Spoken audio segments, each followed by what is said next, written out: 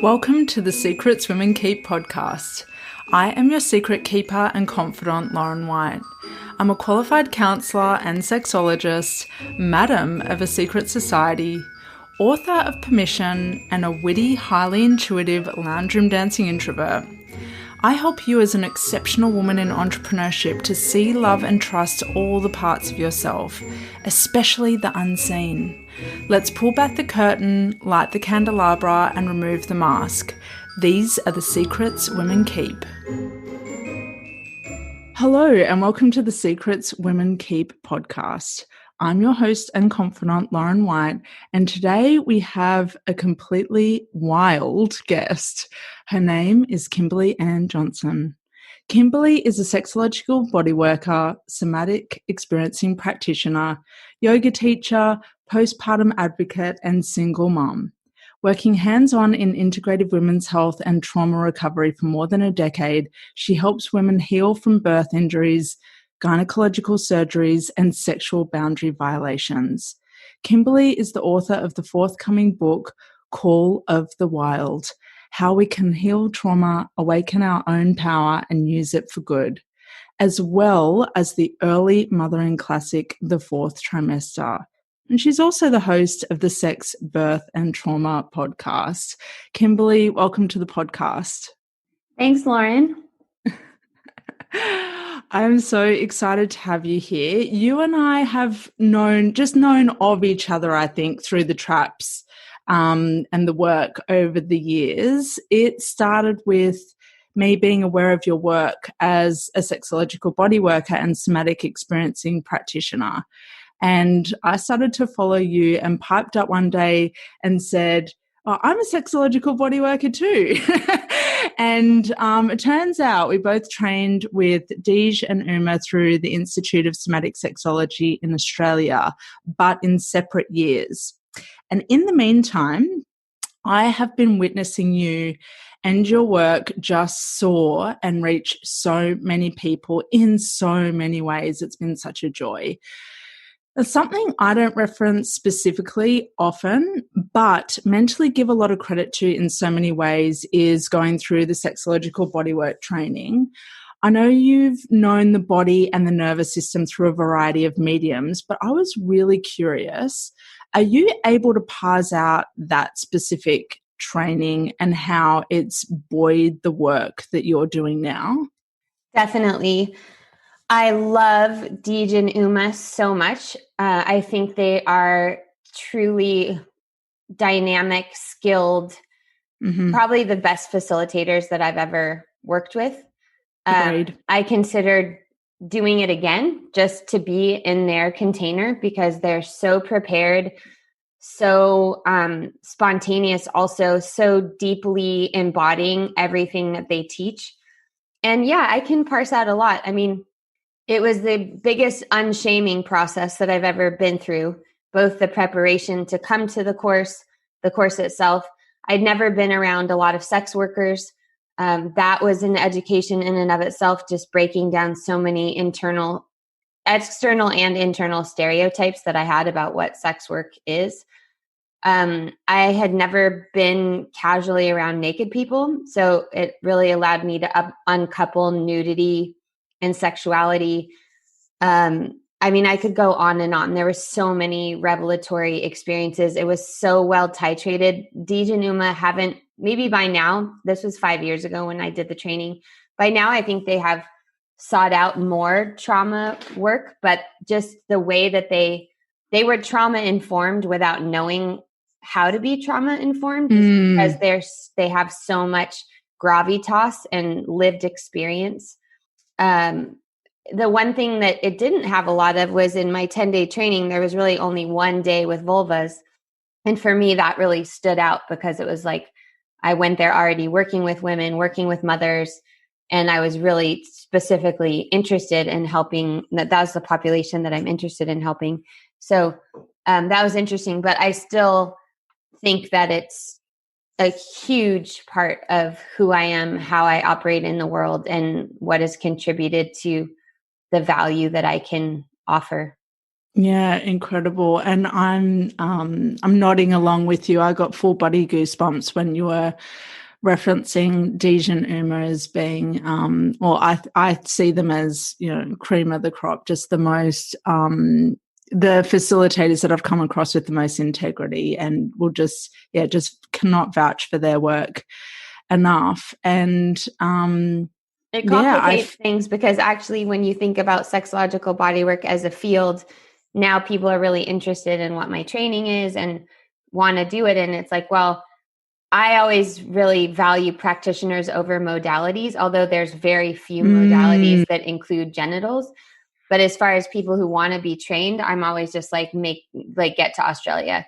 And it's not that I don't think that the other trainers are good. And Deej and Uma have really helped some of the other trainers like Katie and Keon. And I know that there's good work being done in other places.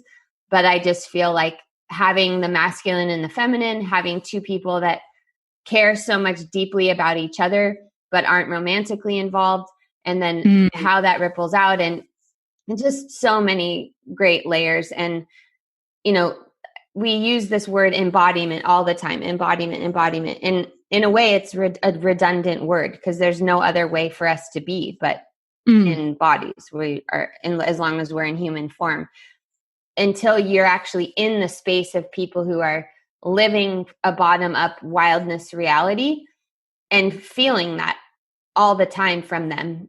Because, I really didn't even see Deej and Uma get stressed during the 10-day course. And there were a lot of weird stuff that happened. There was a lot of people who needed extra support, and, different kinds of things that happen when you get 35 people from around the world together. But I just, I contrast that with my somatic experiencing training, which is a wonderful training, also has changed a lot over the last 20 years, who goes to it, how it's taught, what the credentials are for the teachers. People need to be more credentialed now, which from the outside, most people think is really great. But I think from the inside, I love getting somatic experiencing work from people who only do somatic experiencing. So people who have experience that are dancers or body workers or massage therapists that aren't coming from the psychology realm. That's my personal preference. And there can be this tendency to just sort of clip on the embodiment label, like, yeah, I have a master's in social work and I'm studying embodiment. It's like, embodiment is who we are and how we interact with the world. It's not something that it's not a specialty training, like, oh, I'm all these things and I do EMDR and I do SE and I do, whatever. And it's like, and people think that about me. They go, well, you're a rolfer and a yoga teacher and a birth doula and all these things, which is true. But those aren't accessories to what I do. They're foundational to what I offer. So I just, in the somatic experiencing training, which is 3 years, there is so little about sexuality. I mean, in an entire 3-year training, which was about 36 days total, there was a half of a day for sexuality. Wow. So, and it was not embodied. It was filled with just, and you just realize through that none of us have a decent sexuality education that's rooted in pleasure and relating. So then if you're layering on top of that, the authority figure of like, we, the healed teachers, to you, the traumatized students. And then most people who want to do trauma work want to do it because they healed their own trauma. So it makes them want to help other people, which is awesome, as long as you're not just always relating to that same level of wounding. So it was a great marriage, the two trainings, because one is obviously almost exclusively dealing with sexuality. And while Deej and Uma themselves led a very titrated, very tight container, and I've heard about what happens in a lot of other trainings. And when I hear about it, I'm like, oh my gosh, I know that I wouldn't have been able to do well inside of it. Yep. But even so, when I was working with people in partnerships, I could tell like, oh, we need to do this other work right now. We can't just like skip to this erotic massage or skip to this other thing. We need to actually deal with just the small piece that's presenting itself right now. Mm-hmm. So that's what I'm trying to do right now. Like you might have seen next month, May 15th and 16th, I'm teaching with Peter Levine, and he wanted to call it Healing the Sacred Wound. And I said, can we call it the transformative power of Eros? Because I want to teach people. I don't want to only be in reference to the ruptures, because I believe that we can heal the ruptures through having positive, reparative, present moment experiences. And then healing the ruptures isn't something that's pathologized that you have to go and like dig around in. It might be, but you can actually just, when we have great information about not just bodies, but our own bodies, and we have real-time chances for exploration, I think there's a lot of healing that can be done just doing that. And that's what I found. Yeah, completely. Yes. Nodding along here. And there's something that you said earlier on, and it just made me think about simplicity, and the simplicity of just being on your own, dancing on your own to a song can be you in your body. It can be you being, that is you embodied. And I think we can overcomplicate it and think that we need to do a program that is several years to teach us to be embodied, but I don't think that it's always necessary. And you will see people, anyone who is an exceptional practitioner or teacher or mentor will remind you all the time to simply breathe. And that is you being in your body. So I just want to make sure that listeners are hearing that you don't have to actually do all of these things to be embodied, and to not use it as as a snappy catchphrase, that you can simply be in your body when you have a moment and you make a decision to be in your body and to move or to breathe or to make touch or do sound or do all of the above all together. It's not something that's elitist. It's not something that you can only attain through moving in certain circles. I just want everyone to know that you already are embodied, and you can be even more embodied if you choose to be. Definitely. Kimberly, on this podcast, I, being the Secrets Women Keep, I am always interested in the bathroom stall moments that women have. And bathroom stall moments are those moments where basically it feels like everything in front of you is breaking down, falling apart. You're trying to hold it all together. You kind of, usually in a bathroom stall moment, it's like you want to be seen by someone, but you simultaneously want to be invisible. It's like, everyone leave me alone, and I'm in this and no one else would understand. I feel like you might have tapped into some bathroom stall moments in your first book, The Fourth Trimester.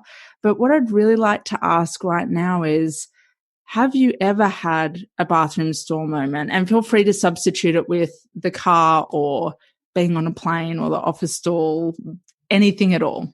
I cry a lot all the time, so it's sort of hard to isolate an experience because also they were way more than bathroom stall moments. They were like deepest part of the underworld moments, have become the biggest work of my life in these books and in other work. So yeah, it's hard.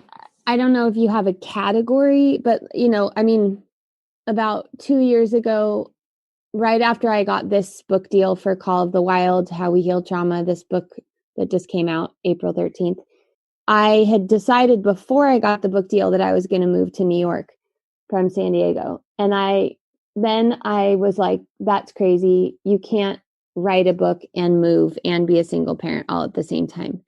So I made the rational choice, and I thought, okay, I'm not going to move. And if I stay here, I'm going to be here for 2 years because my daughter's going into 7th grade and I shouldn't be taking her in and out of school.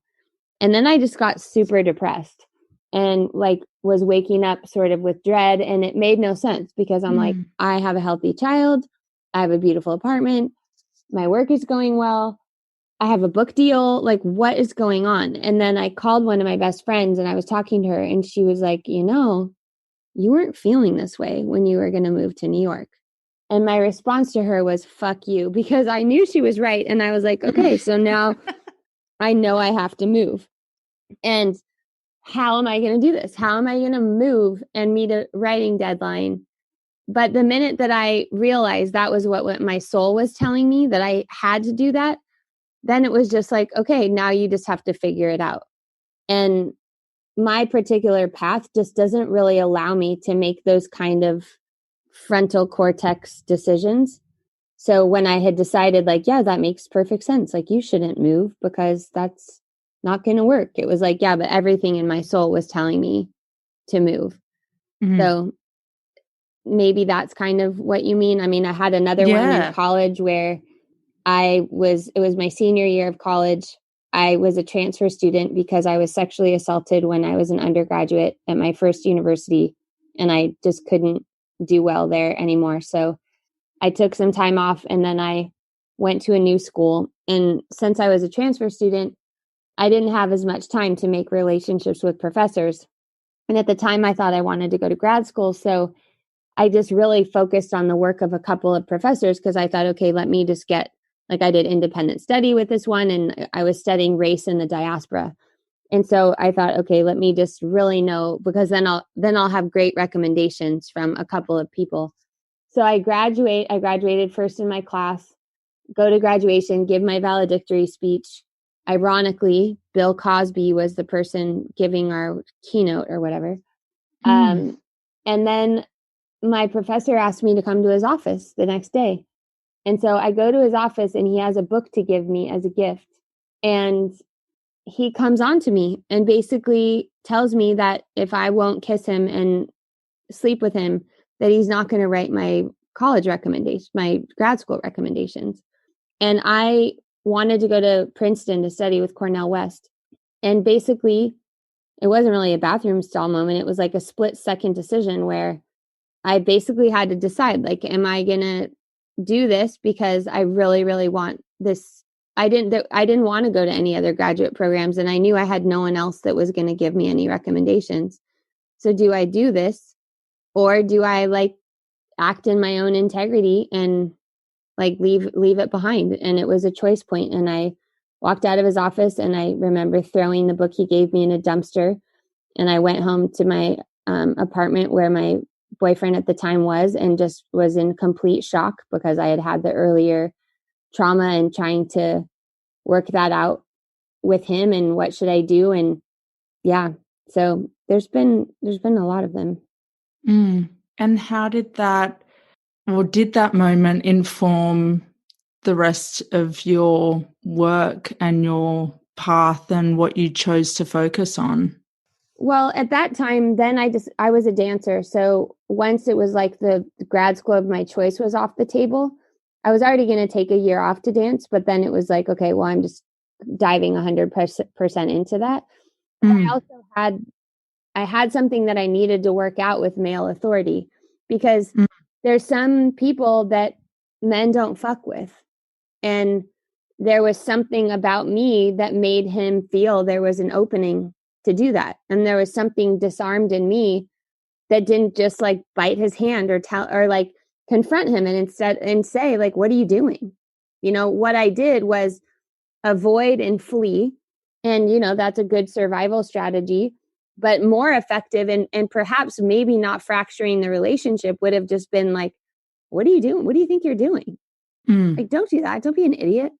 And then being able to transmute that, so that I could have potentially defended myself and gotten what I needed. Yeah. But instead, I was too far habituated in a freeze response, in a flee response, that that was the best that I could do at the time. Yeah. And, my whole book is about that, because I've had to understand again and again how these freeze and flight responses, specifically in my case, are so ingrained in my system. And how do I get into that layer of fight where from the very beginning, I can advocate for myself? It just happened the other day with my parents. I watched it all happen in slow motion.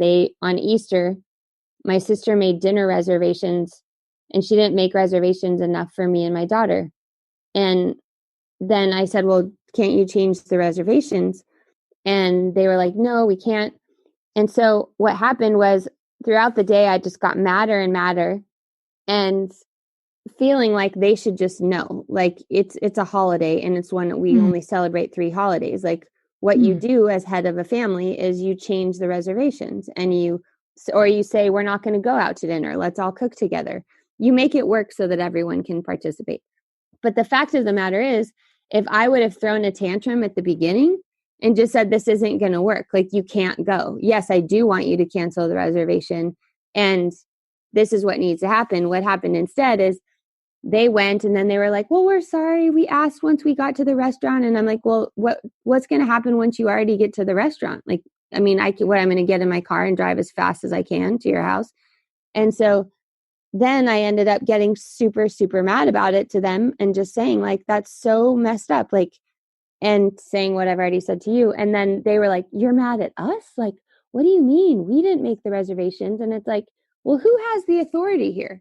Like, but if I had more of my fight responses intact, I would have just told them right away, this is unacceptable. And yes, I do want you to change the reservation, rather than being like, well, I think you should try, or, everyone was pawning it off on someone else, basically. Yes. Yeah. Everyone was in their own response. Yeah. Yeah. It's a really good, I mean, your book, we're going to go there now. Your book, I'm quite speechless, but I love the example that you just gave, because it is a repetitive, everyday situation where we're not necessarily fighting for our lives, but those old primal brain fear responses kick in and dictate how much pleasure we feel, connection, joy, embodiment, everything else. Your book. Oh my God. It's epic. It is a must read for everyone. When it's released in Australia, I'm going to be handing out copies like nothing else. I would go so far as to say it is one of the most important books for 2021 and beyond. There are so many things that I love about it. I can't wait to reread it as an actual book. I read it on my phone, which I didn't feel was it was the experience that was before me, but it was like, I would highly recommend to everyone to actually purchase it as a book. So I can't wait to reread it in that format.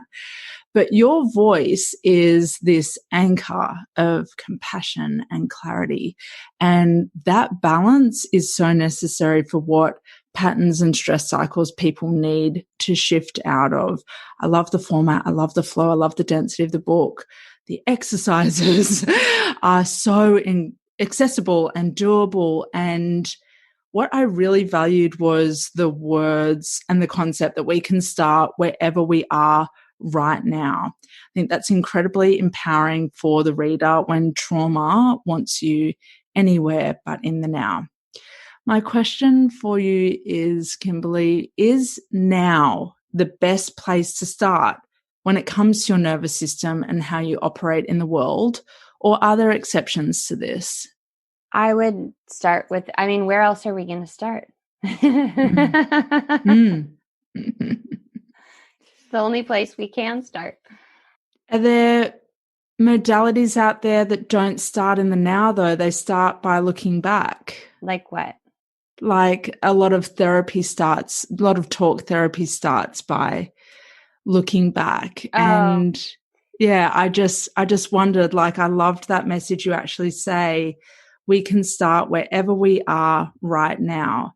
And I wondered, I completely stand by that. I'm just wondering if there are any exceptions for any people's trauma or nervous system where you wouldn't start right now. Well, there's always exceptions for everything. And so people have to use their own inner compass. Most of the people that I relate to are so sick of talking. They're so sick of analyzing their families.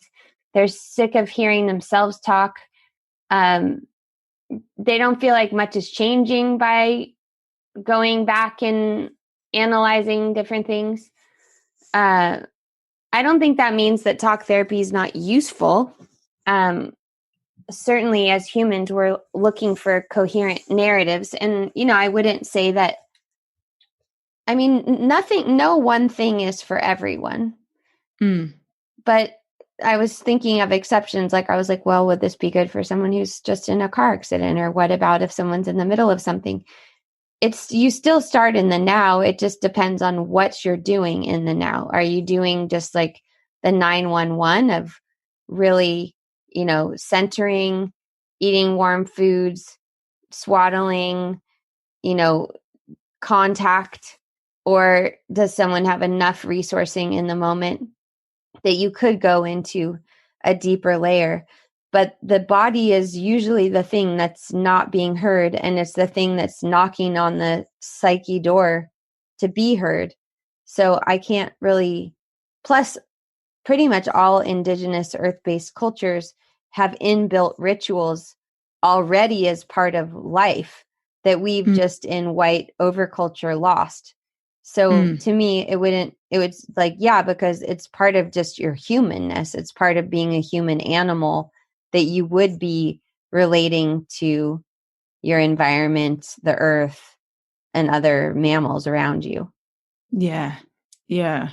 And that there'd be an acknowledgement of the phases and stages of life and death that that maybe we in white urban culture aren't acknowledging or celebrating or grieving over. And that's one of the reasons why we do have these modalities where we're looking back so much to try and reconcile what's happened, or how we're hurt. Or I'm just going off what you're saying. I'm just putting that out there. But but really it feels like in the book that coming into your body in the now as you are, where you stand, is to give you that sense of agency is one of the most powerful actions you can take. Yeah, we need other people, not just in terms of a session, but in terms of how we're living and structuring our lives, because that's part of our social nervous system, is to be able to get mirroring. And I think that's what a lot of people are suffering from a year into the pandemic, is just that we haven't really had much mirroring, and that impacts us. Yeah. And from that point of view, when we're just looking at relationality, then it doesn't really matter what the modality is if the relationality is really strong and intact. But if we want to get below the layer of relationality where we have trust, then we can start getting into the sympathetic and the parasympathetic responses under stress and start to repair some of them, so that we don't require so much relational interface from a practitioner standpoint, because there's already that secure attachment. Then we can do the repair work. So I think, I wasn't being facetious. Like, there really isn't any other place to start but now. And the body will retrieve the earlier things it needs to in the present moment with the right conditions. So we can trust, rather than going to our session and, knowing. I'm imagining people here have had experiences. I know, like, my first meditation retreat that I went on, I was 19, and I went on a 10-day Vipassana sit, which is a trauma reaction in and of itself. I had no meditation training at all. And I went from never meditating or trying to teach myself from a Suzuki Roshi book to sitting 14 hours a day, with several of those hours in complete stillness. But I went in to solve a problem. I went in because I had been sexually assaulted. I felt like my world got turned upside down. I felt like I didn't know who I was. I wasn't sure if I could take care of myself. I was a young adult. Like, am I going to make it in this world? And so I thought I was going to solve that problem. And I went in and I had, an experience that to this day I can remember a lot of it, and I can remember a lot of the teachings. But I didn't solve that particular problem. And I think that therapy can tend to be like that, is like, well, I'm going in to deal with like my quote unquote bad relationships or whatever. Or, I attract this same kind of person, or my relationship to my mom or whatever. But your own patterning is going to show up in the moment. And it's your physiology that's even retrieving the content that you're talking about. So if you showed up and you did a kind of breath that made you more activated, you would be likely to state certain content and share it with certain language. Whereas if you showed up and you did a different kind of a breath that was maybe a more equalizing breath, you would talk about that thing completely differently. So when our state is going to determine, and that's something that Stephen Porges said when he authored polyvagal theory, is that our story follows the state. But what we do is we pile on all these affirmations, and we talk to people about like their mindset, and we talk about cognitive behavioral therapy, and even yoga and meditation is like deal with your mind, which is not your brain, but still it's like it's all of this cognition focus. And really what we're talking about is like your nervous system is actually the master switchboard that's even kicking these things up to the surface. My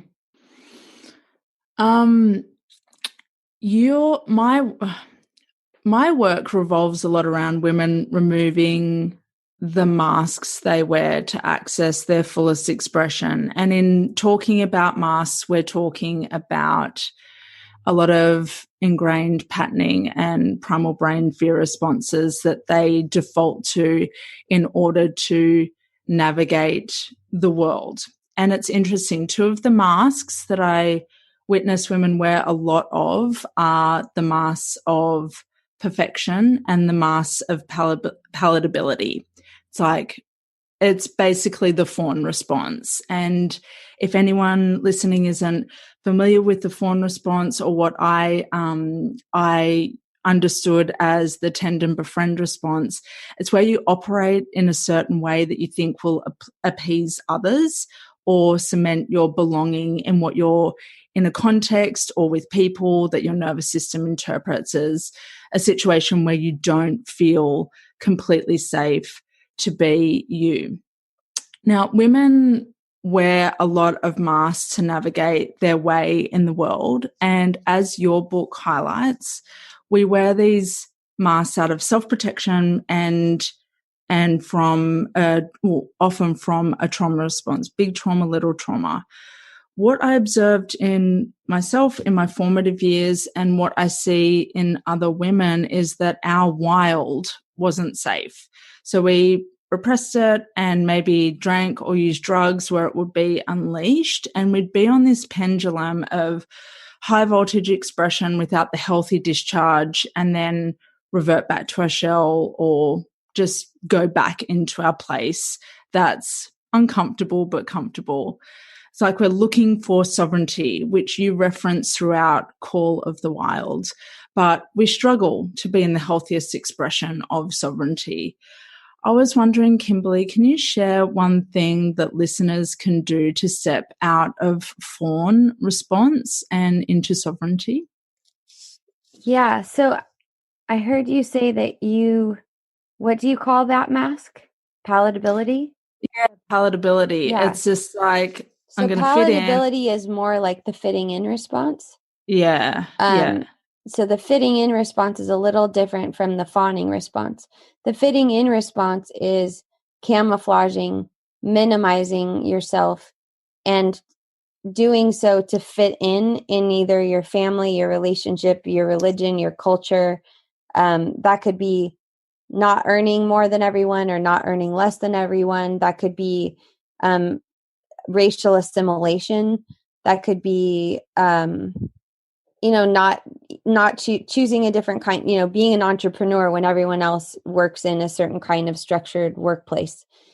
Fawning is when you are appeasing. So you don't have any concept of what your needs are, because you're just doing what the person that has more structural power has. You're doing it so that you can approximate to that power to stay safer. So to me, that's more like code switching. That's more like, you learn how to speak or behave, but it's really this like niceness thing rather than the camouflaging thing, which probably both of those could make someone more palatable. And what the book is about is how those are particularly impacting females, because estrogen is a bonding hormone that makes us really super attuned to how other people feel and respond.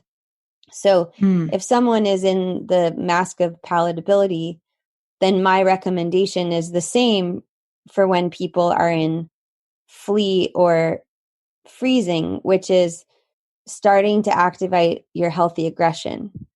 It depends on how high your fawn response is or your fitting in response. And, sometimes a fawning response is making someone stay in a abusive relationship, for instance, because it's safer to them to know what that threat is because it's predictable than to have that threat just roaming around.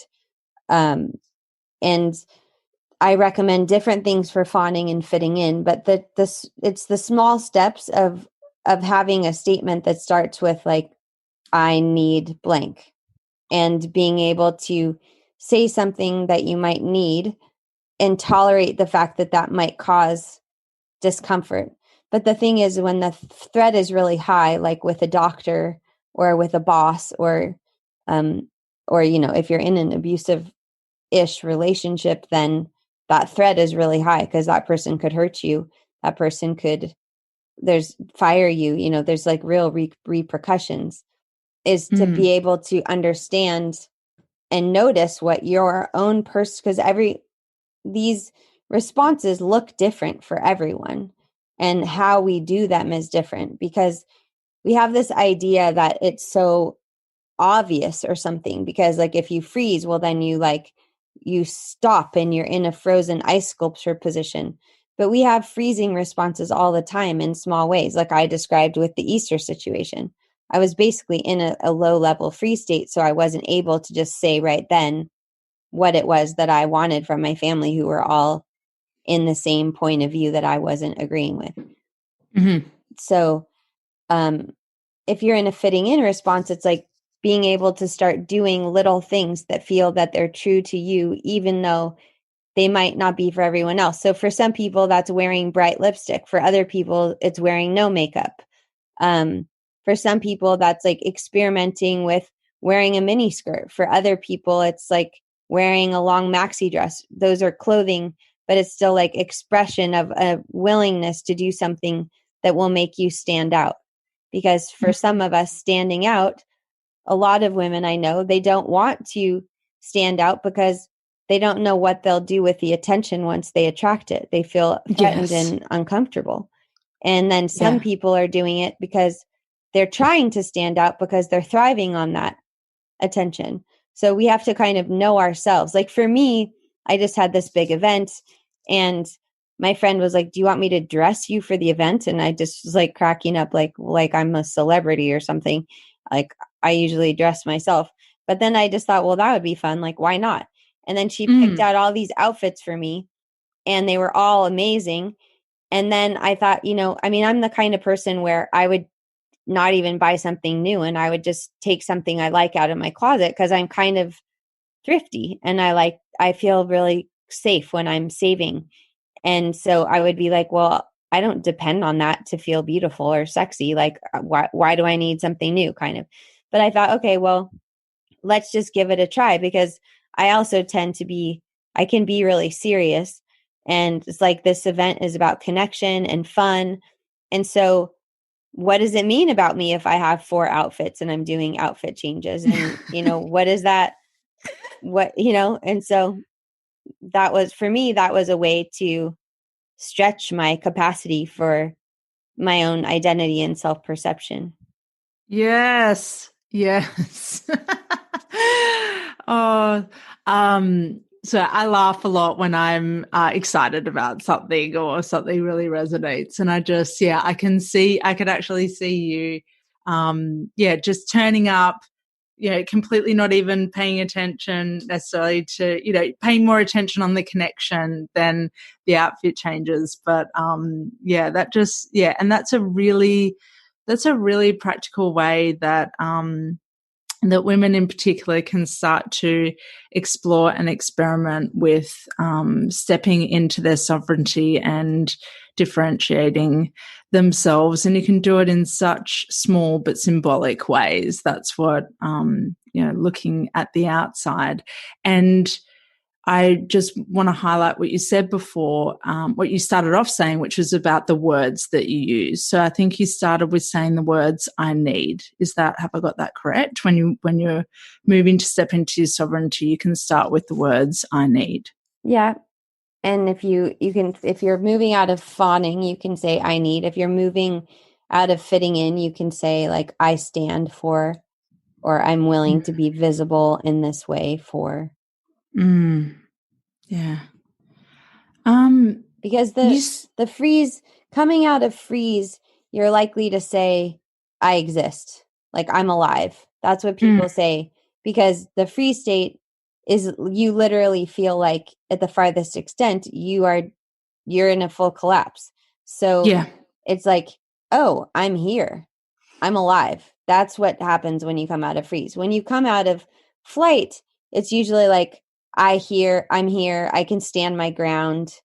I can hold this space, right? Because flight makes you want to lean away, makes you want to move. So like just being able to hold your stance is what you might say if you're repairing that. With fight, it's like, I matter. Like I have agency. I can. And with fawning and fitting in, both are like, I belong. But for fawning, it's like, I need. And for fitting in, it's like, I stand for this. Incredibly powerful statements. But you can see that people are doing things like this all the time on social media. And just because you say those things doesn't actually mean you're doing the repair. It's an inside out experience. So it's helpful to be aware of what your physicality is actually doing. Like what's your posture like? How's your vocal tone? Where are you looking? You need the fun. That's why the beginning of the book, instead of starting with sexuality, starts with these foundational skills, because you need to be an expert translator of what your system is telling you. Yeah. It's really interesting that you just said that, because my next question feels like a segue from what you were just saying about social media. As you say in Call of the Wild, I'll quote unquote, "It seems like most of us would rather look good than feel good. We aren't convinced that feeling good could actually be good for us. We aren't convinced that feeling good and experiencing comfort are an important part of wholeness and could also hold information and insight for us." End quote. So I was like, when I sat with that, I went back to that one and I thought, well, can feeling good be captured on a camera or a mobile phone, or are we taken out of what feels good when there's a known recording of it? And I don't know, is social media, I would just love your perspective on whether social media is a landscape that's compatible with displaying what really feels good in our bodies and to our nervous system. Social media is a tool and we can use it in lots of different ways, but it's not just social media. It's just the speed at which everything happens in this modern society is out of sync with how our nervous systems work. So if you think about like a fisherman or anyone who's living in relationship to the seasons, what is demanded of that nervous system versus what we're demanding of our nervous systems with. I mean, on any given day, people are communicating with me via phone, Facebook Messenger, Instagram DMs, emails. I've got like 3 different emails.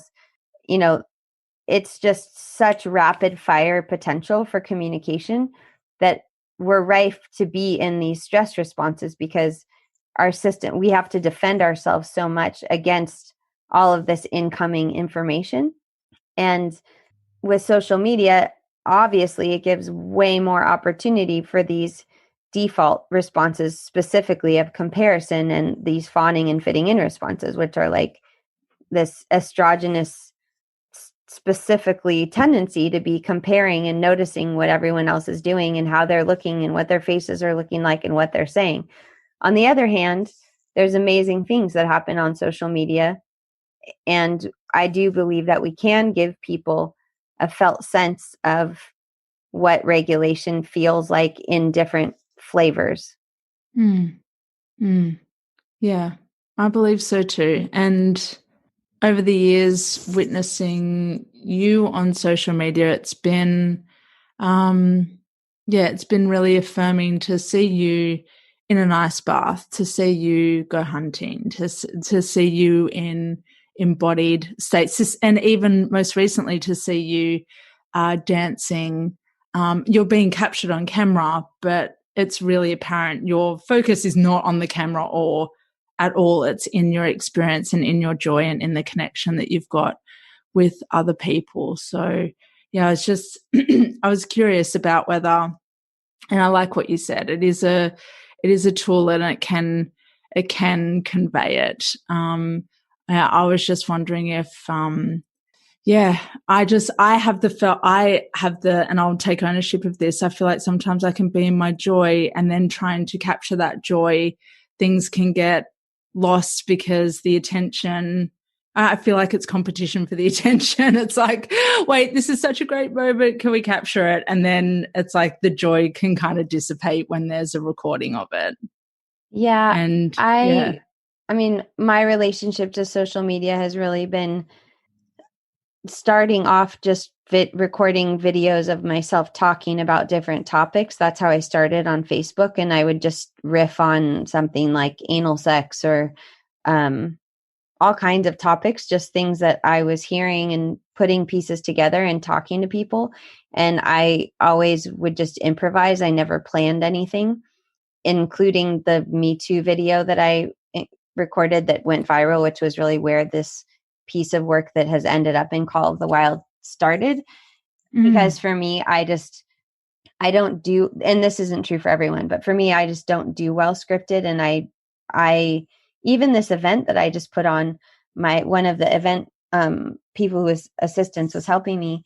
Like, she kept wanting me to like nail down these specific things. And I know I was frustrating her and I was feeling bad about frustrating her, but I was also like, I just don't work this way. Like, I've got to see who's there. I've got to see what's happening. And I'm a teacher, so I'm used to teaching people. And for me, teaching people doesn't mean throwing information at them. It means knowing them, seeing them, feeling them, and then offering what's present in that moment.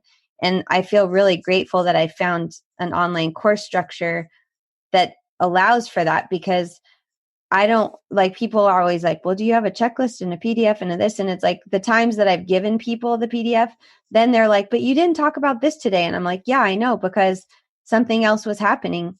And that was what was important. And I don't like being beholden to have to do something that I said ahead of time that's not in response to whatever current event is happening, especially in the last year when like there's just so much collective grief and suffering. Is like, I'm not going to just forge ahead with my agenda and not pay attention to everything that's happening. So for me, social media is also a place to show, like, I'm aging without Botox and fillers. My mom will be like, God, I saw that video. You looked awful. And I'm like, yeah, I know. I don't like, I put up there me in all of my different states. And I hired people to be at the party to take pictures. And I was actually amazing. There was like, I think 170 or 200 people, something like that, at the party. And there were so few people with their phones out.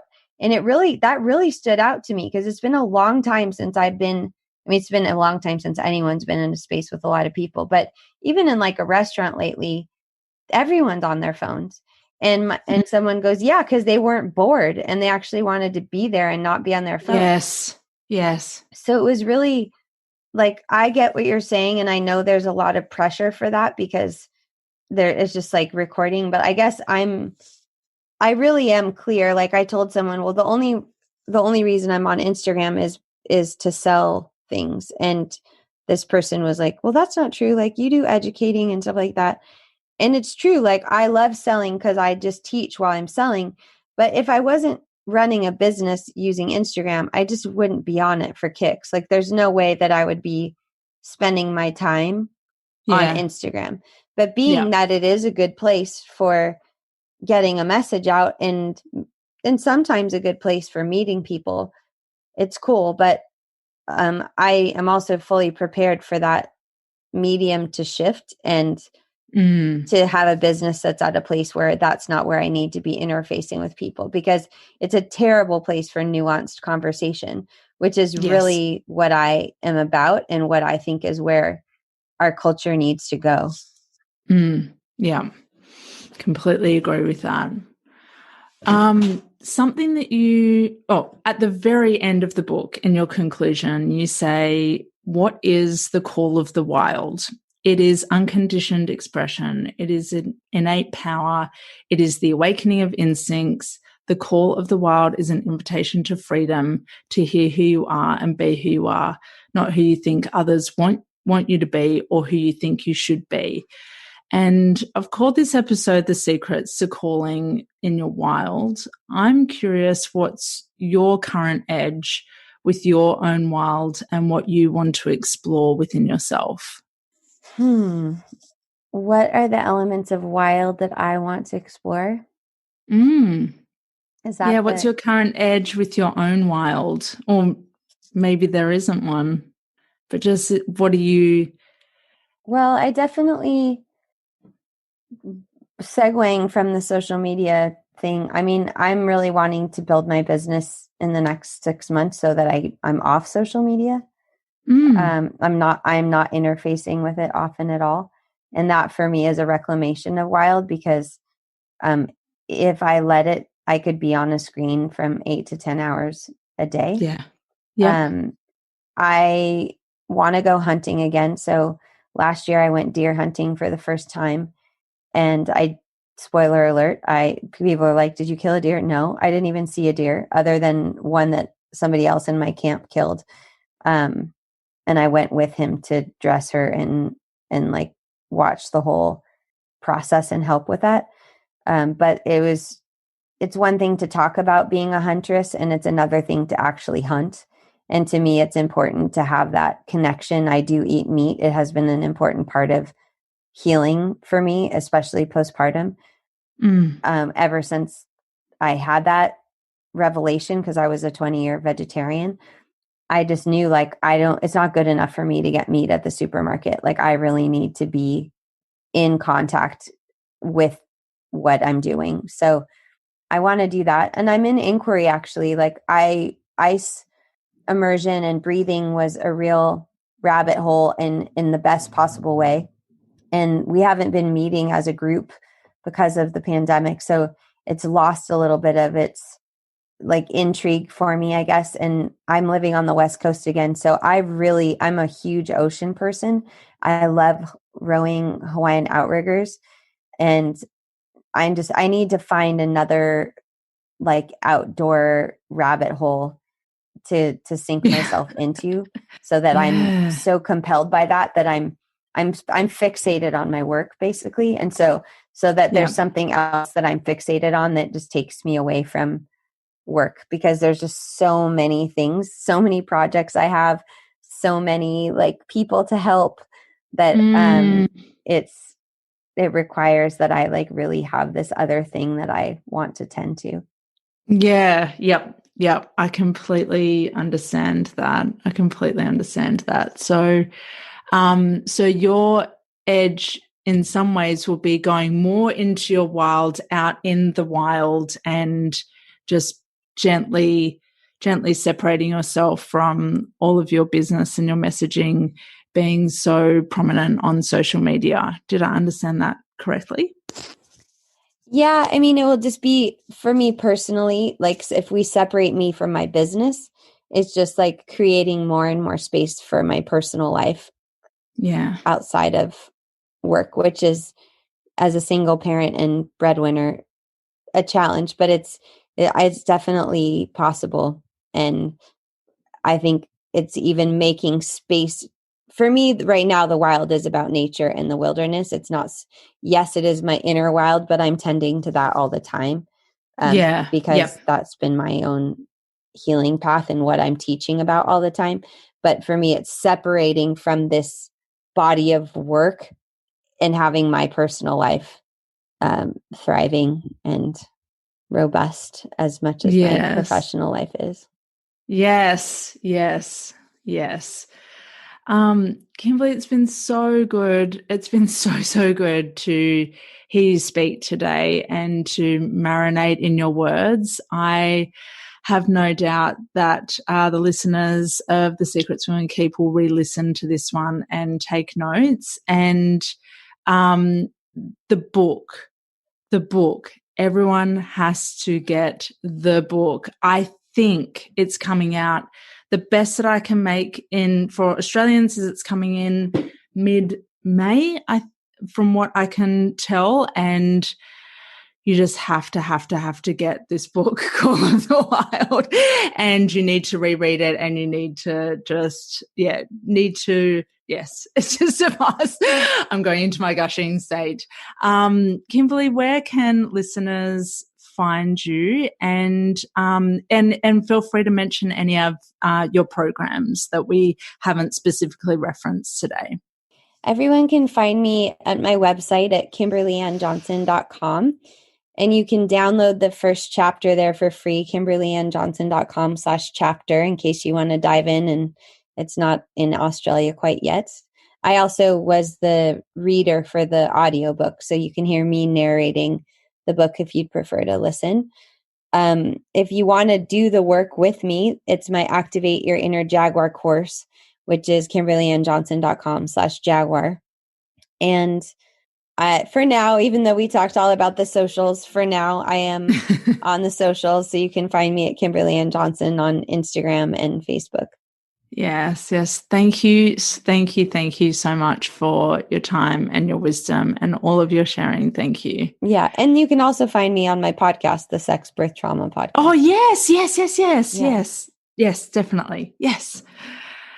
I hope this episode has contributed to your understanding of your secret self. If you enjoyed it, please share it on Instagram and tag me so that more women can feel seen, heard, and understood. And hit subscribe if you never want to miss a whisper.